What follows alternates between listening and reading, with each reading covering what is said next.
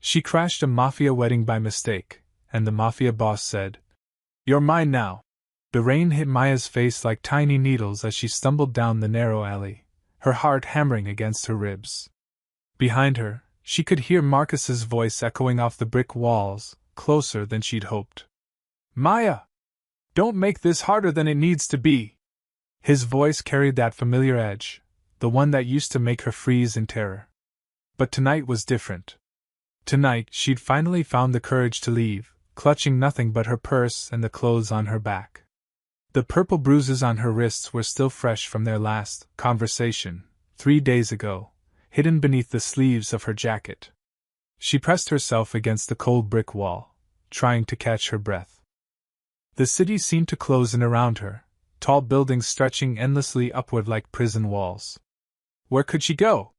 Her sister lived 2 states away, and Marcus knew all her friends. He'd made sure of that over the past 2 years, slowly cutting her off from everyone who might help. The sound of footsteps splashing through puddles made her blood turn to ice. He was getting closer. Maya's eyes darted desperately around the street. Most of the buildings were dark, their windows staring down at her like empty eyes. But then she saw it, a grand limestone building with warm golden light spilling from its tall windows. People in elegant clothing were walking up the wide stone steps, disappearing through massive oak doors decorated with white roses and flowing ribbons. A wedding. Without thinking, Maya pushed herself off the wall and ran toward the light. Her sneakers slipped on the wet pavement, but she didn't slow down. Behind her, Marcus's voice grew louder. "I can see you, baby! Come back here! You know you can't hide from me!" The doormen at the entrance were distracted, greeting guests and checking names on clipboards. Maya slipped past them in the crowd, her plain jeans and damp jacket a stark contrast to the flowing gowns and sharp tuxedos around her. Nobody seemed to notice one more person in the sea of wedding guests. Inside, the building took her breath away. Crystal chandeliers hung from a vaulted ceiling painted with angels and clouds. The marble floors gleamed like mirrors, reflecting the warm candlelight from hundreds of white tapers. The air smelled of expensive perfume and white lilies. Maya found herself swept along with the crowd toward what looked like a chapel. Her hands were shaking as she slipped into a pew near the back, trying to make herself invisible. Around her, the guests whispered in hushed, reverent tones, but something about their conversations made the hair on her arms stand up. "The Torino family's been waiting for this alliance for months," murmured an elderly woman in diamonds. "Smart move by the boss," replied her companion.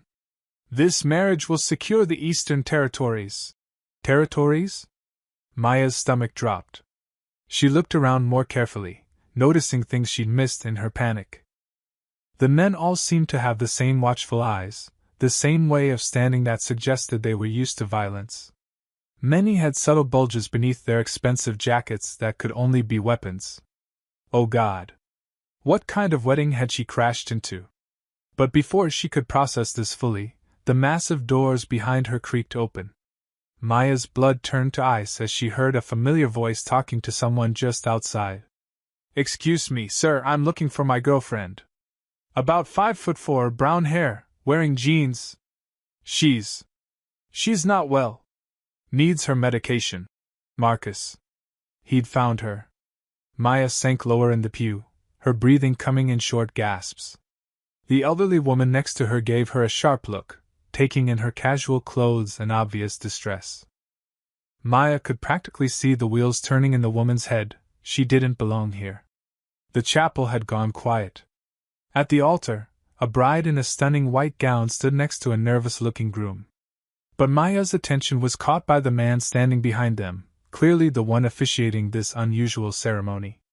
He was tall and broad-shouldered, probably in his early 30s, with dark hair slicked back and eyes like chips of black ice.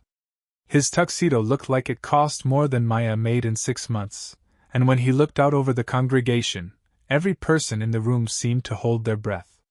This had to be the boss they'd been whispering about.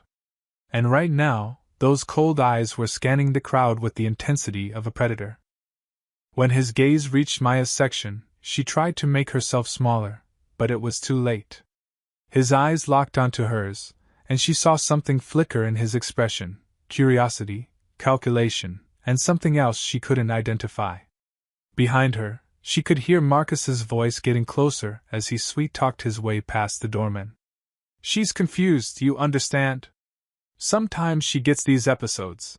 The lies came so easily to him. Maya felt sick remembering all the times he'd used that same caring, worried tone to explain away her bruises to doctors, to convince her friends that she was fragile and needed his protection. She was trapped. If she tried to leave now, she'd walk right into Marcus's arms. But staying meant sitting in a room full of dangerous strangers who were already suspicious of her presence. The boss was still watching her, and Maya realized with growing terror that her desperate escape had landed her in something far more dangerous than she'd ever imagined. But as Marcus's voice grew louder behind her, she knew she had no choice but to stay and hope these criminals were somehow less dangerous than the devils she'd been running from. The irony wasn't lost on her. In trying to escape one nightmare, she might have just walked into another. The whispers started like ripples in a pond, spreading from pew to pew as more guests noticed Maya's presence. She could feel dozens of eyes on her, studying her cheap jacket and the way her hands trembled in her lap. "Who is she?" hissed a woman in red silk, not bothering to lower her voice. "Never seen her before," came the reply from across the aisle. "Look at those clothes. Security should have caught this," growled a man with scars across his knuckles. Maya's cheeks burned with shame, but she couldn't move. Through the chapel doors behind her, she could still hear Marcus working his charm on the doorman. Any moment now, he would walk through those doors and spot her. The thought made her stomach clench with familiar dread. At the altar, the bride, a stunning woman with platinum blonde hair, had gone rigid. Her perfectly painted red lips were pressed into a thin line as she too noticed the disturbance in the congregation. The groom looked confused, glancing between his bride and the crowd. But it was the boss who commanded everyone's attention. He stood perfectly still, his dark eyes fixed on Maya with an intensity that made her feel like a butterfly pinned to a board. There was something calculating in his expression, as if he was solving a complex puzzle in real time. Maya tried to shrink further into the pew, but the elderly woman beside her had begun pointing her out to others. The whispers grew louder. "She doesn't belong here. How did she get past security? Someone should remove her." That's when Maya heard it, Marcus's voice, closer now, just outside the chapel doors. "I'm telling you, she's sick. She needs help. Just let me check inside quickly." Panic flooded Maya's system. Her breathing became shallow, and black spots danced at the edges of her vision. This was it. She was trapped between a room full of criminals and the man who had made her life hell for 2 years. The boss must have seen the terror in her face because something shifted in his expression. His cold eyes narrowed, not with suspicion but with understanding. In that moment, Maya realized he could see exactly what she was, a desperate woman running from something worse than the danger she'd stumbled into. The chapel doors began to creak open. That's when the boss moved. "Stop," he said, and his voice cut through the whispers like a blade. The entire chapel fell silent. Even the bride turned to stare at him. He stepped away from the altar, his movements fluid and controlled. Every eye in the room followed him as he walked down the aisle toward Maya's pew. The guests parted like the Red Sea, pressing themselves back to give him space. Maya's heart hammered so hard she was sure everyone could hear it. What was he doing? Was he going to have her thrown out? Handed over to Marcus? The boss stopped directly beside her pew. Up close, he was even more intimidating, tall enough that she had to crane her neck to look at him, with the kind of presence that made the air feel charged. His cologne was expensive, and there was a thin scar running along his jawline that spoke of violence in his past. Behind them, the chapel doors swung open. Maya's blood turned to ice as she heard Marcus's familiar footsteps on the marble floor. "Excuse me, I'm looking for. She's mine now." The boss's words rang out clear and final, echoing off the vaulted ceiling. He didn't shout them or make a show of it. He simply stated them like an undeniable fact, the way someone might announce the weather. Maya's mouth fell open. The entire congregation seemed to stop breathing. Marcus's footsteps halted abruptly. "I'm sorry, what?" The boss turned slowly, and Maya followed his gaze to see Marcus standing in the doorway, his fake concerned expression faltering as he took in the scene before him. Marcus was tall and athletic, the kind of man who was used to intimidating others. But next to the boss, he looked like a child playing dress-up. "I said she's mine," the boss repeated, his voice carrying an authority that seemed to settle into the very stones of the building. "Is there a problem with that?" The bride at the altar had gone pale, her bouquet trembling in her hands. The groom looked like he might faint. But none of the guests seemed surprised by this turn of events. If anything, they looked relieved that their boss had taken control of the situation. Marcus opened his mouth, probably to launch into his practiced speech about Maya's condition, but the words died on his lips as he really looked around the chapel. Even he wasn't stupid enough to miss the signs, the watchful men in expensive suits, the way everyone deferred to the boss, the atmosphere of barely contained violence.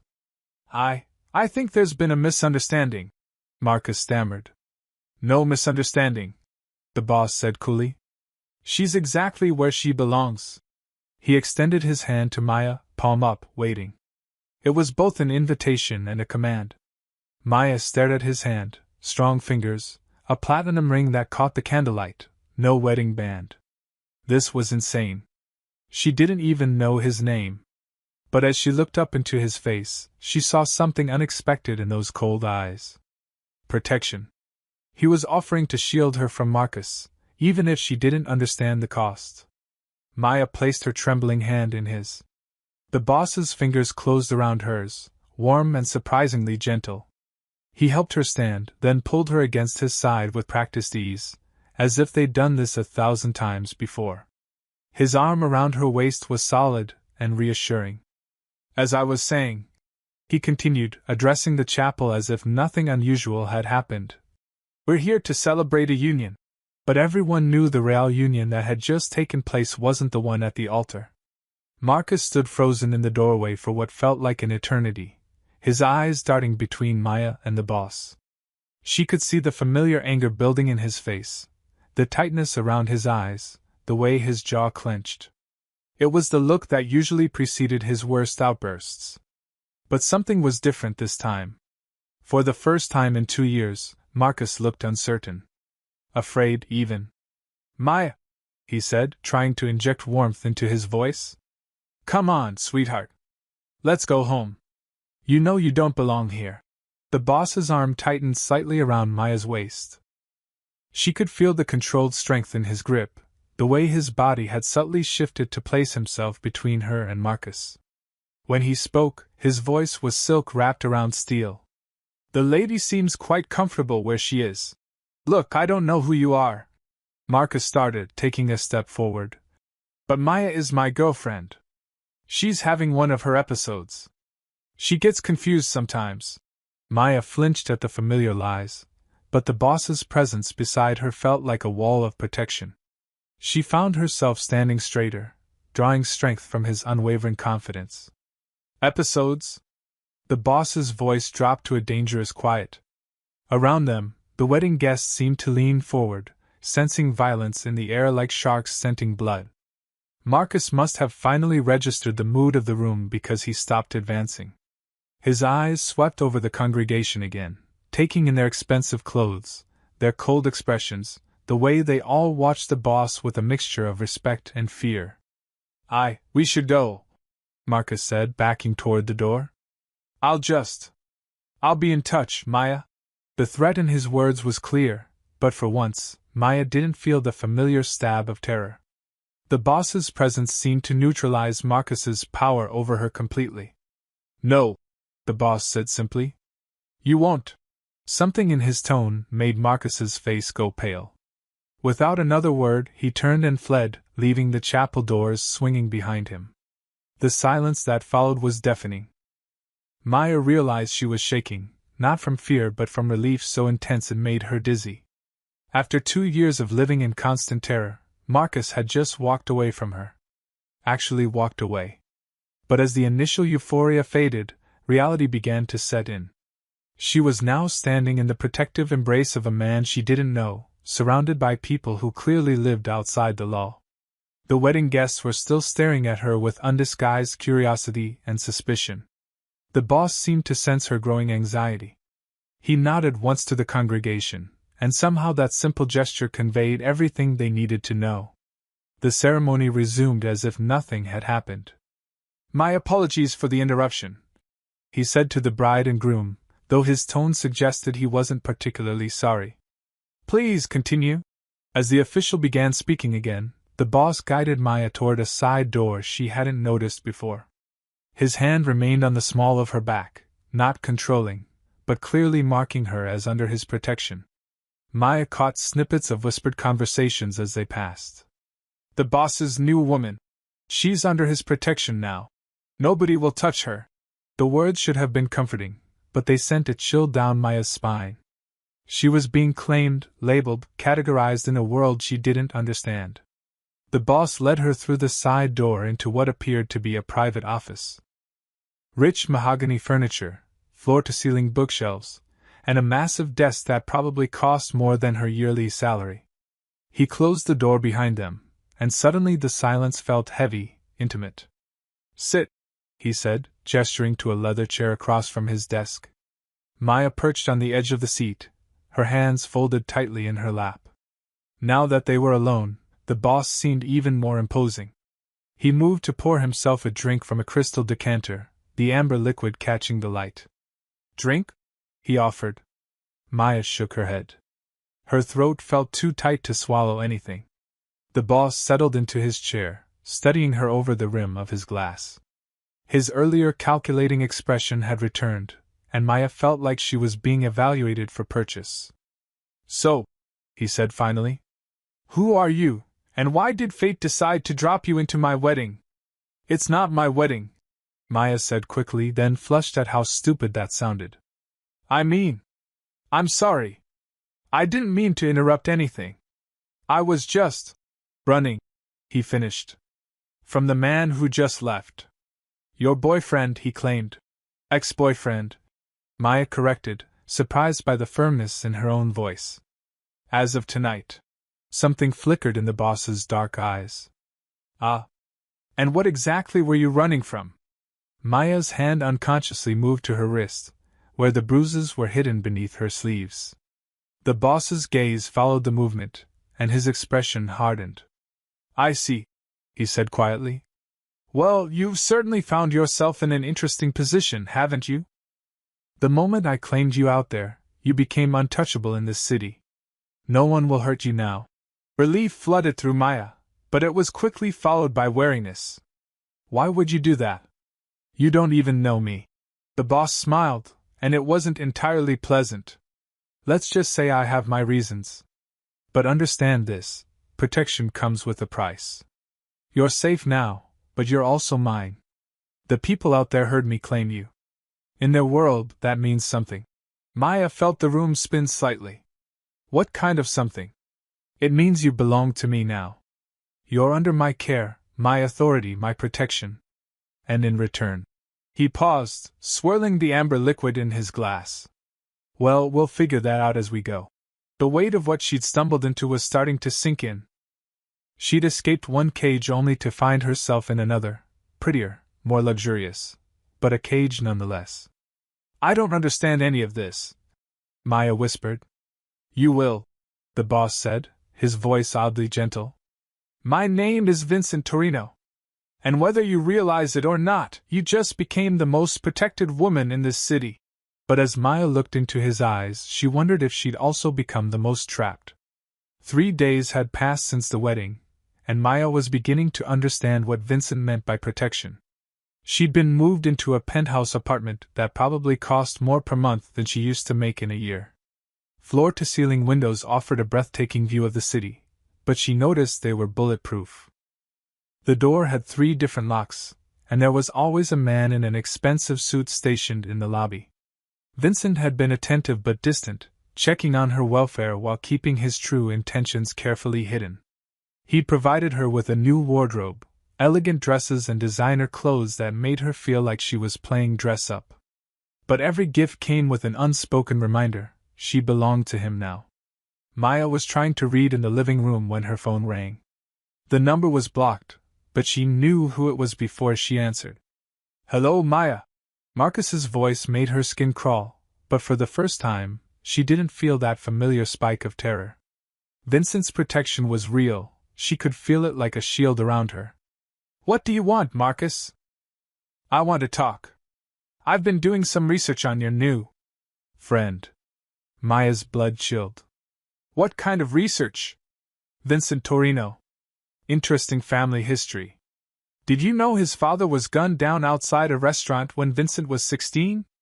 And his uncle mysteriously disappeared last year after a disagreement about territory?" Despite herself, Maya felt a chill run down her spine. She'd sensed Vincent was dangerous, but hearing the details made it real in a way that frightened her. "You're in over your head, baby," Marcus continued, his voice taking on that familiar manipulative tone. "This isn't some romance novel. These people are killers. They'll use you up and throw you away. At least they don't hit me," Maya said quietly. The silence on the other end stretched long enough that Maya wondered if the call had dropped. When Marcus spoke again, his voice was cold. "You think you're safe? I've been watching. I know where you live now. I know your routine. And I know that Vincent Torino has enemies, lots of them. What happens when one of them decides to use you to get to him?" Maya's hands began to shake. "You're just trying to scare me. Am I? There's a war brewing, Maya. The Eastern Territories are in dispute, and your precious boss has painted a target on his back. And now, by extension, on yours." Before Maya could respond, the line went dead. She sat staring at the phone, Marcus's words echoing in her head. Part of her wanted to dismiss his threats as manipulation, but she couldn't shake the feeling that he'd learned something real, something dangerous. That evening, Vincent arrived for what had become their daily dinner ritual. Maya had grown to appreciate these moments. He was intelligent, surprisingly well-read, and when he smiled genuinely it transformed his entire face. But tonight she couldn't stop thinking about Marcus's call. "You're quiet tonight," Vincent observed, cutting into his steak with surgical precision. Everything he did was controlled, measured. Maya pushed her food around her plate. Marcus called. Vincent's fork paused halfway to his mouth. When he looked at her, his eyes had gone cold. "What did he want?" "He's been researching you. Your family. He knows things." "What kind of things?" Maya repeated Marcus's words about Vincent's father and uncle. As she spoke, she watched Vincent's expression grow progressively darker. By the time she finished, the temperature in the room seemed to have dropped 10 degrees. "He's trying to scare you," Vincent said finally, but his voice lacked its usual confidence. "Is he lying?"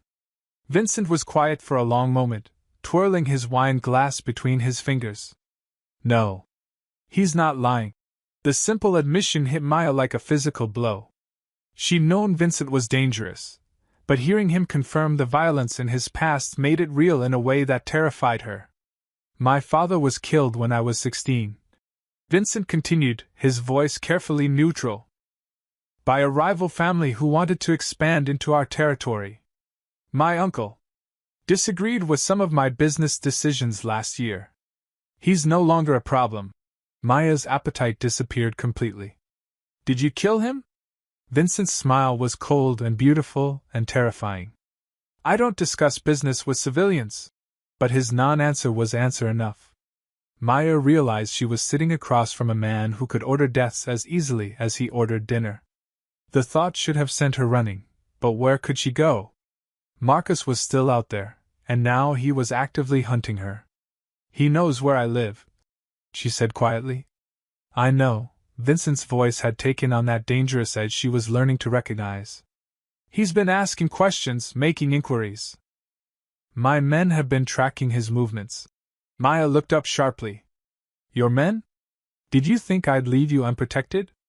There are always 2 of my people watching this building. Marcus hasn't made a move without me knowing about it." The revelation should have been comforting, But instead it made Maya feel like a pawn in a game she didn't understand. So what happens now? Vincent leaned back in his chair, and Maya saw something calculating in his expression. Now Marcus has become useful to me. Useful how? He's been asking questions about me, stirring up interest in my business affairs. That kind of attention tends to make my enemies bold. Vincent's smile was sharp enough to cut glass. And when enemies get bold, they make mistakes. Maya felt sick as the implication sank in. You're using me as bait. I'm using the situation to my advantage, Vincent corrected. Your ex-boyfriend's interference has created an opportunity. My rivals think I'm distracted, focused on protecting my new asset. They'll underestimate me. Asset? Maya's voice was barely a whisper. Vincent reached across the table and took her hand, his touch surprisingly gentle. You're more than that to me, Maya. But to the outside world, you're a weakness they think they can exploit. Let them think it. Maya stared at their joined hands, realizing the full scope of what she'd stumbled into. She wasn't just protected, she was a weapon in Vincent's war, whether she wanted to be or not. And Marcus, in his determination to get her back, was playing right into Vincent's plans. What if I won out? She asked quietly. Vincent's thumb stroked across her knuckles, and his voice was soft when he answered. There is no out, Maya. Not anymore. But I promise you this, I'll keep you safe. Whatever it costs. As Maya looked into his eyes, she realized she was beginning to believe him. And that terrified her more than anything Marcus could do. The explosion of violence came exactly 1 week later, on a Tuesday that had started like any other. Maya was in Vincent's private restaurant, a place he'd brought her for lunch, claiming it was the safest spot in his territory. The dining room was elegant and intimate, with only a handful of tables occupied by well-dressed patrons who all seemed to know each other. Vincent's men were stationed discreetly around the room, their presence both comforting and ominous. She was beginning to relax, even laugh at one of Vincent's dry observations about the city's politics, when the front door burst open. Marcus strode in like he owned the place, flanked by 3 men Maya had never seen before. They moved with the same predatory confidence as Vincent's people, but there was something desperate in their eyes that made her blood run cold. Vincent Torino, Marcus called out, his voice echoing through the suddenly silent restaurant. I've come to collect what's mine. Vincent didn't even flinch. He continued cutting his pasta with methodical precision, not bothering to look up. I don't recall inviting you to lunch. Cut the act, Marcus snarled, advancing toward their table. You think I don't know what this is really about? You think I'm stupid? Now Vincent did look up, and his smile was razor-sharp. Well, since you asked? Maya watched in horrified fascination as Marcus's face flushed red with rage. She'd seen that look before. It was the precursor to his worst violence. But this time, she wasn't cowering alone in their apartment. Vincent's presence beside her felt like armor. You're using her, Marcus continued, his voice rising. Maya's just a pawn in your little territorial war, isn't she? A way to flush out your enemies? Maya's stomach dropped. How could Marcus possibly know that? Vincent's expression didn't change, but Maya caught the slight tightening around his eyes. You've been busy. I told you I'd been doing research. Your rivals are very chatty when they think someone might be useful to them. Marcus's grin was triumphant and ugly. The Castellano family, the Russians on 5th Street, they all want you dead. And they all think your precious Maya is the key to getting close to you. Maya felt the world tilt around her. What are you talking about? Marcus turned to her, and for a moment, his expression almost looked genuine. He's been using you from the beginning, baby. That whole rescue at the wedding? Pure calculation. He knew having you close would make his enemies careless, give him the advantage he needed. Vincent's fork clinked against his plate as he set it down. When he spoke, his voice was deadly quiet. You're out of line. Am I? Marcus pulled out a chair and sat down uninvited, his men positioning themselves behind him. Tell her, Vincent. Tell Maya how you've been feeding information to your enemies through me. How every romantic dinner, Every protective gesture has been carefully orchestrated to make them think you're weak, distracted. Maya's breathing became shallow. Is that true? For the first time since she'd known him, Vincent hesitated. And in that hesitation, Maya saw the truth. Son of a bitch, she whispered. Vincent reached for her hand, but she yanked it away. Maya, let me explain. You used me. The words came out flat, emotionless. All of this, the protection, the apartment, the dinners, it was all just part of your plan. It started that way, Vincent admitted, and Maya felt something break inside her chest. But nothing. Maya stood abruptly, her chair scraping against the floor. Around them, she could see Vincent's men shifting nervously, hands moving toward concealed weapons. You're just as manipulative as he is. Marcus leaned back with a satisfied smirk. Now you see what I've been trying to tell you. Come on, Maya. Let's go home. No, Maya's voice was stronger than she'd expected. I'm not going anywhere with you either. Both men stared at her in surprise. You're both liars, she continued, feeling a strange sense of clarity washing over her. Marcus, you put your hands on me for 2 years and called it love. And Vincent, you manipulated me into being your weapon and called it protection. Maya. Vincent started, but she cut him off.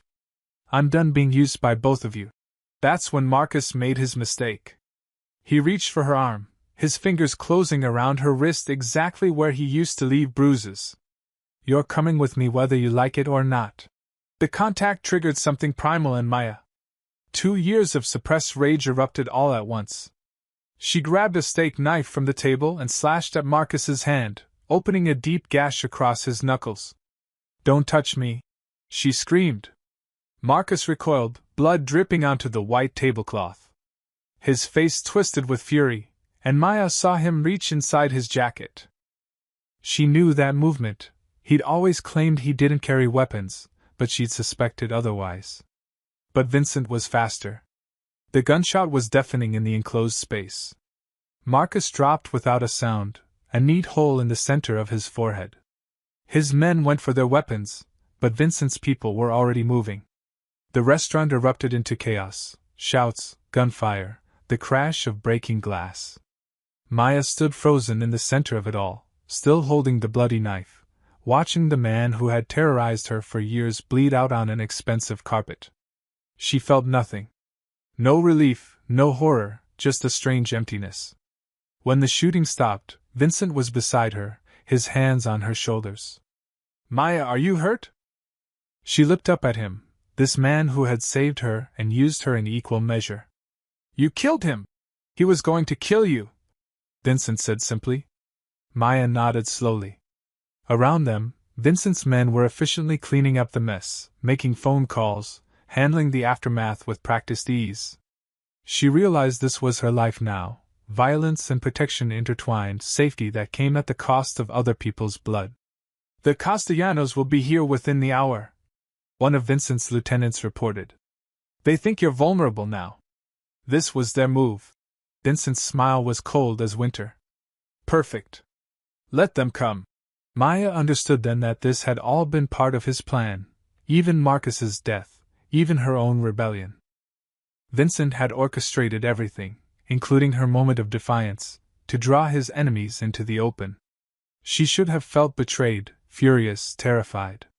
Instead, she felt something unexpected, admiration. Vincent Torino was the most dangerous man she'd ever met, and somehow, that no longer frightened her. It excited her. The Castellano family arrived exactly 47 minutes later, just as Vincent had predicted. Maya watched from the restaurant's upstairs window as black SUVs pulled up outside, disgorging men in dark suits who moved with lethal precision. Vincent stood beside her, calm as still water, his hand resting lightly on the small of her back. 12 men, he observed. Antonio Castellano himself. He must think this is his moment. Is it? Maya asked, surprised by how steady her voice sounded. Vincent's smile was sharp as a blade. What do you think? Below them, Maya could see Vincent's own men taking positions in the shadows, outnumbering the Castellanos 3-1. But this wasn't just about numbers. This was about sending a message that would echo through the city's underworld. I want you to understand something, Vincent said, turning to face her fully. Everything that's happened, Marcus finding you, his research, his threats, I could have ended it quietly weeks ago. One phone call, and he would have simply disappeared. Maya felt her pulse quicken. Why didn't you? Because I needed my enemies to believe I was vulnerable. Distracted. They needed to think that loving you had made me weak. His eyes searched her face.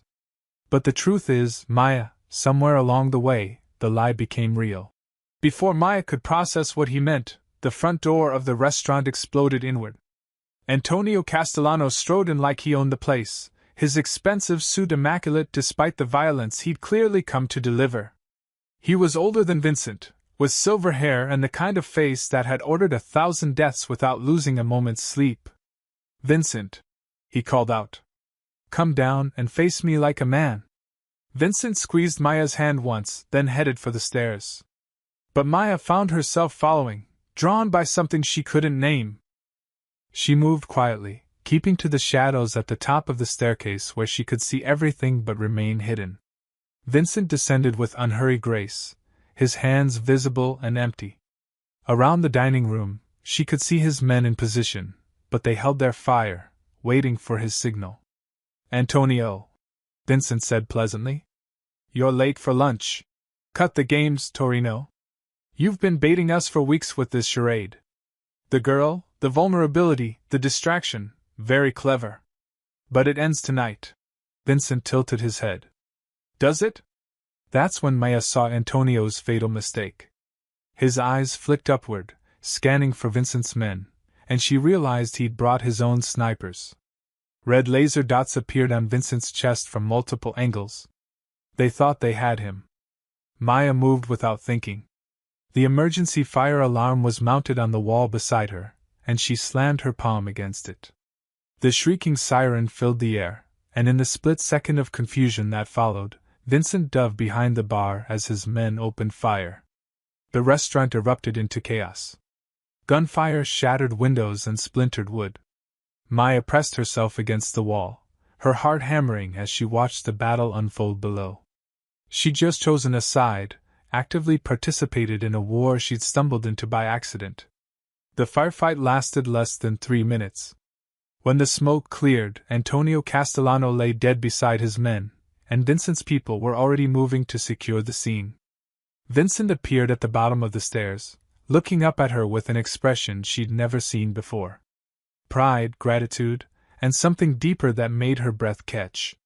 That was either very brave or very stupid, he called up to her. Probably both, Maya replied, walking down to meet him. When she reached the bottom step, Vincent caught her face in his hands. His touch was gentle, reverent, completely at odds with the violence that surrounded them. You saved my life, he said quietly. You saved mine first. That was business. His thumb traced her cheekbone. This is personal. Maya looked around at the carnage, the bodies, the blood, the shattered glass, and felt a strange sense of completion. She'd gone from victim to survivor to participant. This world of violence and power no longer frightened her because she understood it now. More than that, she belonged to it. So what happens now? She asked. Vincent's smile was different this time, not calculating or cold, but genuine. Now the city knows that Vincent Torino's woman is not to be underestimated. They'll think twice before coming for either of us again. Vincent Torino's woman? He pulled her closer, until she could feel his heartbeat against her chest. If that's what you want to be. Maya thought about everything that had brought her to this moment. The abuse she'd fled, the protection she'd found, the manipulation she'd discovered, and the choice she'd made to embrace this dangerous new world. Ask me properly, she said. Vincent laughed, and the sound was rich and warm in the aftermath of violence. Maya Chen, will you be mine? Not as a pawn or a weapon or a shield, but as my partner, my equal, my queen? Maya kissed him then, tasting danger and promise on his lips. Around them, his men were cleaning up the mess, making the evidence disappear, preparing for whatever came next. But she wasn't afraid anymore. I'm yours, she said against his mouth.